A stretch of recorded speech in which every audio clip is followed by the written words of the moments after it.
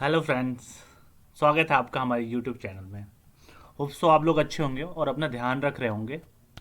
तो गाइस चलिए चलते हैं। अब हम आज की वीडियो में मैं आपको क्या बताने वाला हूँ वो मैं आपको एक बार ब्रीफ करके सुना देता हूँ। ठीक है। आज की वीडियो में मैं आपको बताने वाला हूँ कि एमसीए ने कल की डेट में एक नया नोटिफिकेशन इशू किया है। नया कल की डेट में एक नया सर्कुलर इशू किया है। राइट। तो उस सर्कुलर में क्या है कि पहले जो सर्कुलर इशू करा था उन्होंने 6 और 7, उसको ही अपडेट कर दिया गया। 6 और 7 में क्या था कि तो जो पहले सर्कुलर आया था वो 3 मई को सर्कुलर आया था कि 10 फॉर्म में। ठीक है। 3 मई के सर्कुलर को भी हमने वीडियो डाली थी, वो ऊपर लिंक आ रहा है और डिस्क्रिप्शन में भी आ रहा है। तो आप उसमें क्लिक करके देख सकते हैं कि जो 3 मई के सर्कुलर थे उसमें क्या बताया गया था। राइट। तो मैं उसको ज़्यादा ब्रीफ नहीं कर सकता क्योंकि ऑलरेडी उसकी वीडियो डली हुई है। तो उसमें क्या बताया गया था कि 31 जुलाई तक ये सारे फॉर्म आप भर सकते हैं without late fee. Without late fee का मतलब without late fee but normal fee. ठीक है। उस टाइम ये 10 फॉर्म्स थे बट अभी जो कल नोटिफिकेशन आया है 28/5 में, वो उन्होंने ये बताया कि list of the forms providing waiver of the additional fees as per circular 6 और 7 जो मैंने आपको पहले बताया, इनको अपडेट कर दिया। अगर आप देखेंगे ना तो यहाँ 10 तक सेम है, CH1 से लेके IEPF 3। ठीक है। अब इसको क्या करा इन्होंने, 10 से बढ़ा के इसे 40 कर दिया टोटल, और भी फॉर्म इसमें इंक्लूड कर दिए क्योंकि उनको लग रहा है कि ऐसे टाइम में लोग रिटर्न फाइल नहीं कर पा रहे हैं तो उनको कुछ टाइम चाहिए। तो उन्होंने गवर्नमेंट ने 10 के बाद 30 और फॉर्म निकाल दिए हैं। तो मैं आपको इन सब फॉर्म्स में डिटेल्स में बताऊंगा। तो गाइस वीडियो में आगे चलने से पहले आपको ये ध्यान रखना है कि वीडियो पूरी देखें एक बार। ठीक है। और अगर आपको लगता है कि कुछ फॉर्म्स आपकी रिक्वायरमेंट के लिए अकॉर्डिंग नहीं है तो आप उसे स्किप करके नेक्स्ट फॉर्म पे जा सकते हैं। बट मैं एक एक फॉर्म करके बताऊंगा तो थोड़ा टाइम लेगा। बट जिसको जो भी फॉर्म की रिक्वायरमेंट होएगी वो स्किप करके नेक्स्ट फॉर्म पे जा सकता है क्योंकि मैं सीरीज वाइज बताऊंगा। तो अगर आपको लगता है कि आपको INC 22 का करना है तो आप उसे आगे बढ़ा के INC 22A की डिटेल देख सकते हैं। ठीक है। तो मैंने क्या करा है, ये जो सर्कुलर है इसको मैंने एक्सेल में कन्वर्ट करके और उसके आगे डिटेल्स बनाई है, ये रहे अपडेटेड। तो ये जो तीनों सीरीज है, serial number, form name, form description, ये सेम टू सेम है। आपको टेंशन लेने की ज़रूरत नहीं है, ये एज इट इज़ एक्सेल में ट्रांस कन्वर्ट किया गया उसके बाद बनाया गया। तो गाइज चलिए जल्दी से चलते हैं ये सर्कुलर के बारे में। ठीक है। सबसे पहला है CH1 application for registration and creation and modification of charges. ये पूरी डिटेल मैं नहीं पढ़ूंगा क्योंकि बहुत टाइम लगेगा। CH1 की अगर डेट 1 अप्रैल से लेकर 31 मई के बीच में होती है तो उसको 31 जुलाई कर दी गई है। राइट। ये 1 से लेके 10 तक तो ऑलरेडी पहले ही पता था सबको ये। राइट। अब मैं 10 के बाद बताता हूँ। एक बार इन शॉर्ट में पहले बताता हूँ। CH9 इसकी भी 31 जुलाई कर दी। ADT1 वैसे तो टाइमली होता है बट अगर 1 अप्रैल से लेकर 31 मई के बीच में पड़ रहा है तो उसको भी आप 31 जुलाई कर सकते हैं, कोई लेट फीस नहीं लगेगी। INC 22 क्या होती है, INC 22 ये होती है कि अगर आपने रजिस्टर्ड ऑफिस में कुछ भी चेंजेस करे हैं तो आपको एक महीने के अंदर फॉर्म भरना है। सपोज आपका वो एक महीना अप्रैल से मई के बीच में पड़ रहा है तो आपको उस फॉर्म को मई में नहीं भरना है। मतलब मई में अगर आप भरना चाहते हैं तो भर सकते हैं बट आपके पास ऑप्शन है, आप 31 जुलाई तक भर सकते हैं without late fees. NDH return of Nidhi company limited, half yearly उसकी रिटर्न जाती है। 30 अप्रैल को लास्ट डेट होती है, विद इन 30 डेज होती है हाफ ईयरली। ठीक है। 31 मार्च की 30 अप्रैल होती है बट उसको भी बढ़ा के कर दिया गया 31 जुलाई। FC4 return, annual return for foreign company, इसकी 31 मई होती है। तो इसको भी बढ़ा के 31 मई को बढ़ा के 31 जुलाई कर दिया गया। MSC 3 डोमेंट कंपनी की क्या होती है, 30 मार्च होती है। ठीक है। लास्ट डेट में भरनी होती है तो उसको 31 जुलाई कर दी गई है। ठीक है। INC 27 conversion of public company into private company और private company into public company accordingly इसलिए लिखी गई है अगर आपकी डेट अप्रैल और मई के बीच में आती है तो वो उसकी डेट 31 जुलाई कर दी गई है। NDH sorry NDH application for extension of time 30 जून तक होती है। राइट। और इसको बढ़ा के 31 जुलाई तक कर दी गई है। इसकी लास्ट डेट 30 जून को होती है।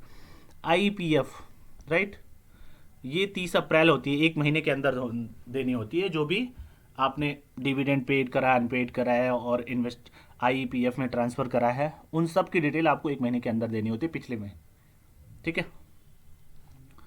तो उसकी पिछले साल की, तो उसकी क्या है, 30 अप्रैल, एक महीने होते हैं, बट उसको 2 महीने और बढ़ा दिया गया, सॉरी 3 महीने और बढ़ा दिया गया, मई, जून और जुलाई, ठीक है। तो चलिए नेक्स्ट चलते हैं, AOC4। AOC4 जो फाइनेंशियल स्टेटमेंट की होती है, ये AGM के 30 दिन के अंदर डालनी होती है। तो अगर वो AGM, सपोज आपने AGM लेट करी है और उसकी डेट अप्रैल से मई के बीच में, अप्रैल और मई कहने का मतलब ये है कि अप्रैल 21 से लेकर मई 21 तक, जब भी अप्रैल और मई यहाँ पे बात होगी तो वो अप्रैल 21 और मई 21 की बात होगी, ठीक है। तो अप्रैल और मई के बीच में जो भी डेट है, अगर वो आ रही है आपकी, तो वो 31 जुलाई कर दी गई है। ऐसे ही NBFC की AOC4, वो भी अगर अप्रैल मई के बीच में आ रही है तो 31 जुलाई कर दी गई। और XBRL की AOC4, वो भी अगर 1 अप्रैल से 31 मई के बीच में आ रही है तो 31 जुलाई कर दी गई है। MGT7 जो फाइलिंग एनुअल रिटर्न होती है, वो भी अगर 60 डेज, AGM के 60 डेज के अंदर करनी होती है, और वो 60 डेज अगर अप्रैल मई के बीच में आ रही है तो 31 जुलाई 2021 कर दी गई है without late fee. LLP form 3 and form 11। Form 3 देखिएगा, फॉर्म 3 होता है कि अगर कंपनी इनकॉर्पोरेट होती है तो उसके 30 दिन के अंदर LLP को एग्रीमेंट बना के और फॉर्म 3 में सबमिट करना होता है। उसकी कुछ नॉर्मल फीस होती है, बट अगर आप वो भी लेट करते हो तो उसकी पेनल्टी है, बट उसके लिए भी गवर्नमेंट ने क्या करा, 31 जुलाई तक कर दिया गया, ठीक है। अगर आपके इनकॉर्पोरेशन, सपोज आपकी इनकॉर्पोरेशन हुई अप्रैल में और आपको 4 अप्रैल को हुई, तो आपको 3 मई के अंदर अंदर आपको फॉर्म 3 भरनी है, बट आप 3 मई को नहीं, आप 31 जुलाई के अंदर अंदर भी भर सकते हैं without late fees, normal fees के। LLP 11 ये एनुअल रिटर्न होती है, 60 डेज के अंदर भरनी होती है annual return, last financial year की 60 डेज के अंदर, तो इसकी डेट बढ़ा के 31 जुलाई कर दी गई। DIR 11 नोटिस फॉर रेजिग्नेशन, अगर डायरेक्टर कोई रेजिग्नेशन देता है तो वो क्या होता है, 30 दिन के रेजिग्नेशन के 30 दिन के अंदर आपको DIR 1 फाइल करनी होती है, बट अगर आपकी वो रेजिग्नेशन अप्रैल से मई के बीच में आ रही है तो 31 जुलाई कर दी गई है, राइट। नेक्स्ट है MGT14, ये मोस्टली पब्लिक लिमिटेड के लिए होती है, रेजुलेशन वगैरह, स्पेशल रेजुलेशन, इसमें बहुत सारे डिटेल्स है।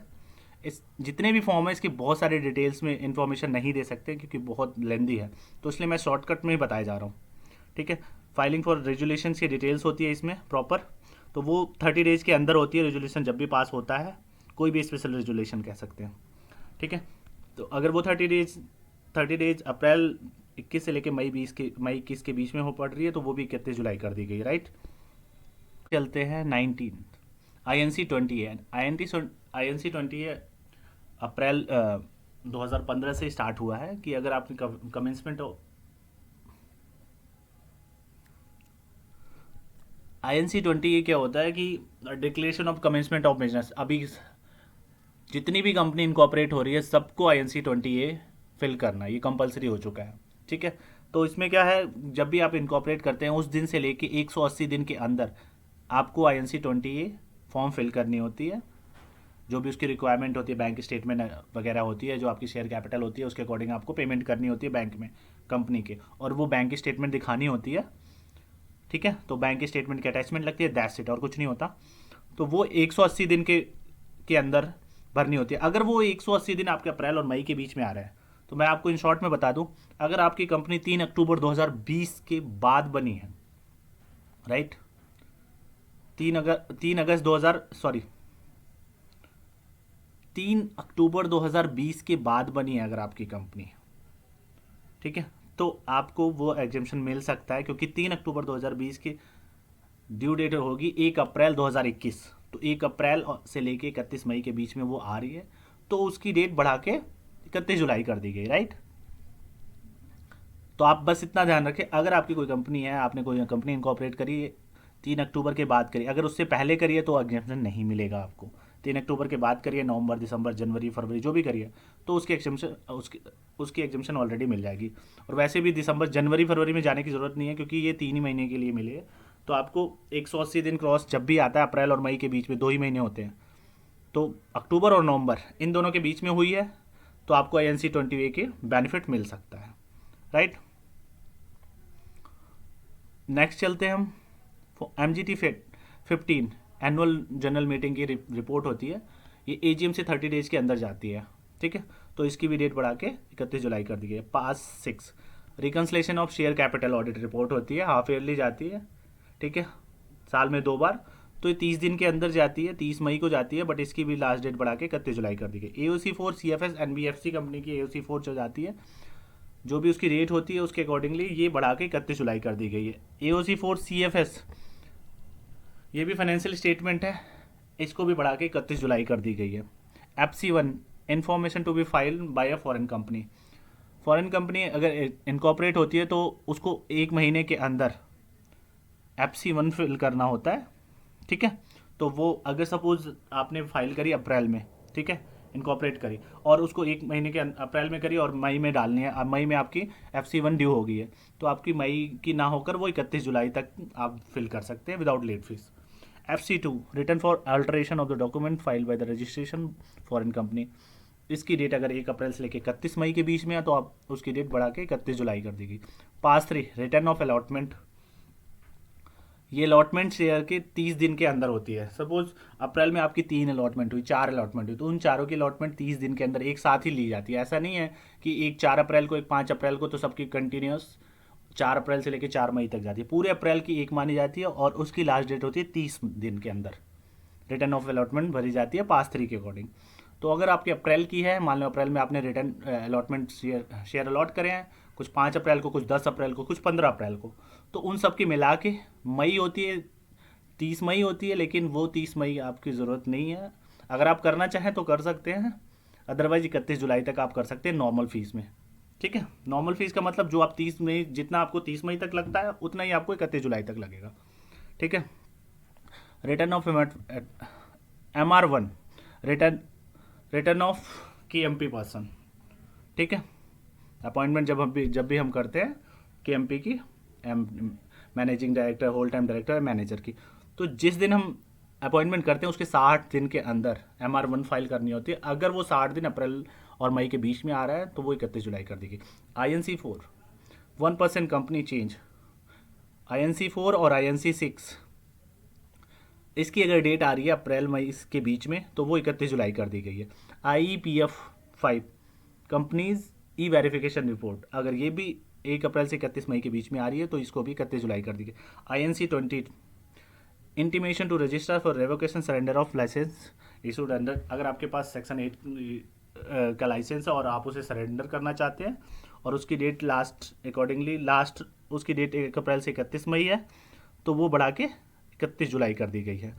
इसको डिटेल में जानना पड़ेगा तो बहुत टाइम लगेगा, इसलिए मैंने इन शॉर्ट में बता रहा हूँ सारी, ठीक है, फॉर्म के अकॉर्डिंग बता दे रहा हूँ मैं आपको। NDH 4 application for declaration as Nidhi company and for updation of status of Nidhis, ठीक है।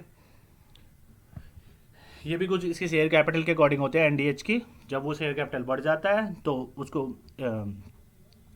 साल के जिस साल बढ़ता है वो उसके नेक्स्ट ईयर में 60 दिन के अंदर ये फॉर्म भरना पड़ता है। 30 मई 60 डेज मीन्स 30 मई, मार्च के बाद अप्रैल और मई, बट वो भी डेट बढ़ा के 31 जुलाई कर दी गई है, राइट। नेक्स्ट है IEPF 4 statement of share transfer to the investor education and protection fund, जो भी हम इन्वेस्टर एजुकेशन प्रोटेक्शन फंड में ट्रांसफ़र करते हैं उसकी भी डेट को बढ़ा के 31 जुलाई कर दी गई है। GNL 4, ठीक है, GNL 4 MGT 6, ये भी इनकी भी डेट अगर आ रही है आपकी अप्रैल मई के बीच में तो 31 जुलाई 2021 कर दी गई है। GNL 2 for the submission of document with registrar, ये होता है GNL 2 जो भी इवेंट डेट होती है उसके 30 दिन के अंदर करना होता है। अगर वो भी डेट आपके 1 अप्रैल से 31 मई तक आ रही है तो 31 जुलाई कर दी गई है। ADT 3 होती है कि रेजिग्नेशन, ऑडिटर अगर रेजिग्नेशन करता है तो जिस दिन रेजिग्नेशन करेगा उससे 30 दिन के अंदर ADT 3 फाइल करनी होगी, और अगर वो 30 दिन आपके 1 अप्रैल से लेकर 31 मई के बीच में आ रहे हैं तो उसकी डेट बढ़ा के 31 जुलाई कर दी गई। DIR 12 जैसे ADT 3 है वैसे DIR 12, ADT 3 होती है ऑडिटर के रेजिग्नेशन के लिए और DIR 12 होती है डायरेक्टर के रेजिग्नेशन के लिए। दोनों की सेम कंडीशन है, 30 दिन के अंदर करना पड़ेगा रेजिग्नेशन के 30 दिन के अंदर, वो भी बढ़ा के 31 जुलाई कर दी गई है, right. SH11 return in respect of the by back of the security. जब भी कोई बाई बैक करता है तो उसकी रिटर्न जाती है, अपनी सिक्योरिटीज़ को जब बाई बैक करते हैं तो उसकी रिटर्न जाती है SH11, और उसकी ड्यू डेट अगर 1 अप्रैल से लेकर 31 मई है तो उसको 31 जुलाई कर दिया है। CRA4 form for filing cost audit report with the central government. ये होता है कि कॉस्ट रिपोर्ट जब भी रिसिप्ट हुई है कंपनी से तो उसको 30 दिन के अंदर CRA4 सबमिट करनी होती है, और वो 30 दिन अगर 1 अप्रैल से लेकर 31 मई के बीच में आ रही है तो उसकी डेट 31 जुलाई कर दी गई।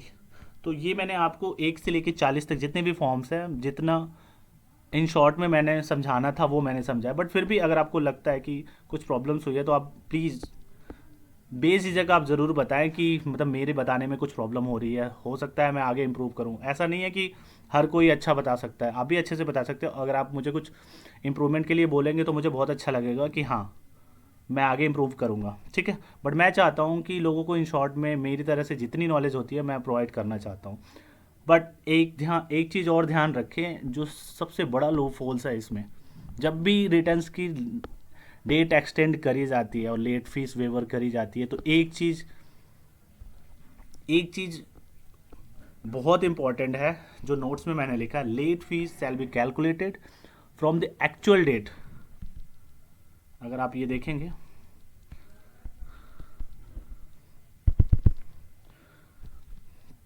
लेट फीस, ये late fees shall be calculated from the actual date of the form, not from 1st of August. So please fill your form before the expiry of 31st July to avoid handsome penalty. लोग क्या करते हैं, उनको लगता है, लोग क्या, हम मोस्टली लोग करते हैं कि उनको लगता है कि चलो डेट बढ़ गई है तो हम जुलाई में जाके कर लेंगे। बट ये ध्यान रखें कि अगर आप 31 जुलाई के बाद अगर गलती से आप रिटर्न नहीं भर पाते, इन सारे रिटर्न्स को नहीं भर पाते टाइम पर, 31 जुलाई तक भी नहीं भर पाते, तो 1 अगस्त को अगर आप ये रिटर्न भरेंगे तो आपकी जो लेट फीस होगी वो 1 अगस्त से काउंट नहीं होगी, वो एक्चुअल डेट से काउंट होगी। सपोज करते हैं हम INC-20A की बात करते हैं, उसकी लास्ट डेट हो, अगर मान लो 180 डेज पड़ रहा है 15 मई को, ठीक है। बट आपने 15 मई को नहीं फाइल करी, आपके पास नोटिफिकेशन आ गया, सर्कुलर आ गया आपके पास, आप एग्जेम्पशन क्लेम करना चाहते हो कि आप 31 जुलाई तक, आपने क्या करा, आप 31 जुलाई तक वेट करते करते करते आप भूल गए वापस 31 जुलाई को।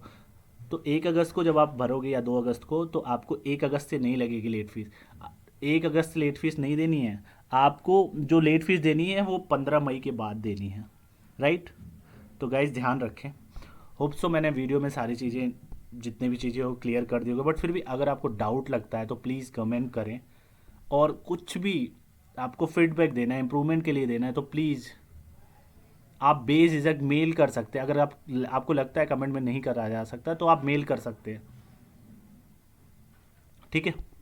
तो गाइज अगर वीडियो आपको अच्छी लग रही है तो लाइक शेयर एंड सब्सक्राइब करना ना भूलें, ठीक है। Okay, thank you.